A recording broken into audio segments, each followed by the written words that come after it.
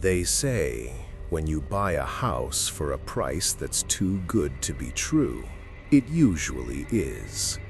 I bought the Miller estate for $40,000. A steal, right? In the basement, tucked behind a loose brick, I found a VHS tape. No label, just a date.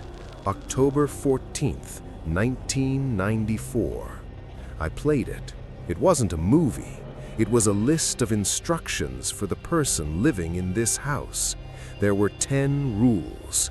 I laughed at first, but then I reached rule number 7. If the TV turns on by itself, do not blink until the static stops. I should have listened.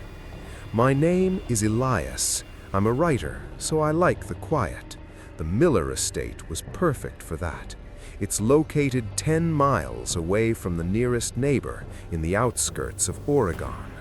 The first 3 nights were normal, cold but normal. On the 4th night, the basement door, which I always lock, was standing wide open. I went down. That's when I found the tape player already plugged in. The red light was blinking like a heartbeat. But Rule 7 wasn't the only thing that bothered me. 2 days before the power went out, I found a small wooden door hidden behind a heavy wardrobe in the guest room. It wasn't on the house map. When I pushed it open, the smell of old copper and wet earth hit me instantly. Inside, there was a single wooden chair facing a blank wall.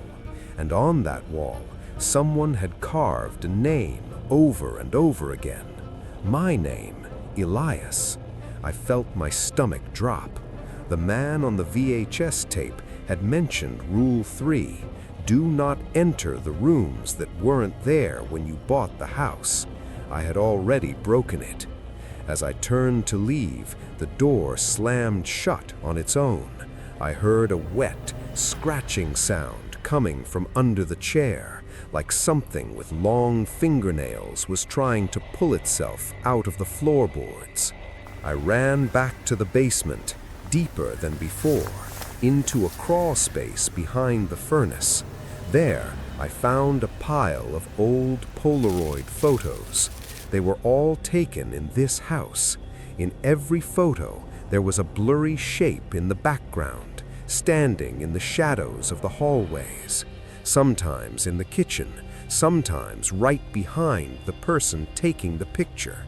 Then I found the last photo. It was a picture of me sleeping in my bed, taken just last night. Taped to the back of the photo was a final warning. It read, "They don't like it when you find the pictures, Elias. Run." It was 3:12 a.m. when the power finally went out. The house was pitch black. Suddenly, the old heavy TV in the corner of my bedroom hummed to life. There was no image, just gray, screaming static. I remembered the tape, Rule 7, do not blink. My eyes started to water. The sting was unbearable, but in the reflection of the screen, I saw it. A tall, thin figure was standing right behind my bed. It didn't have a face, just a mouth filled with too many teeth. It was waiting for me to close my eyes for just 1 second so it could move. I held my eyes open until they bled. Finally, the static stopped. The room went silent. The figure was gone. I ran to my car, desperate to leave this nightmare behind. I glanced in the rear-view mirror. Taped to the back seat was a new note. It said, Rule 11, we don't live in the house, Elias.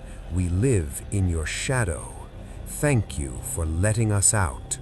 I'm currently staying in a motel, but the TV in the lobby just turned on.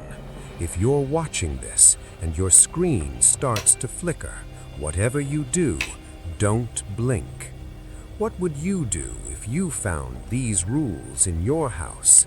Let me know in the comments. And if you want to hear more entries from the Eclipse Registry, subscribe if you dare.